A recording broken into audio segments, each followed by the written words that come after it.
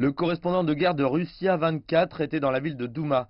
Pour lui, ce sont les casques blancs qui ont attiré des enfants avec de la nourriture pour participer au montage. Hassan Diab, 11 ans, était parmi ces enfants. Quelqu'un dans la rue a crié « Allez au centre médical » et nous y sommes allés. Mais un étranger a pris mon bras une fois arrivé et a versé de l'eau sur moi. Ensuite, ils nous ont mis sur un lit avec les autres. Le père de Hassan a confirmé la version de son fils. Il a dit qu'il n'a pas remarqué la présence de substances toxiques et que son fils allait bien. J'ai laissé ce que j'étais en train de faire à la minute où j'ai entendu dire que mon fils était allé à l'hôpital. Il n'y avait aucune arme chimique. Je suis allé fumer dehors et je n'ai rien senti. Puis je suis allé au centre médical et j'ai vu ma famille. Les casques blancs donnaient des biscuits et du riz à ceux qui participaient au tournage. Et tout le monde est rentré à la maison.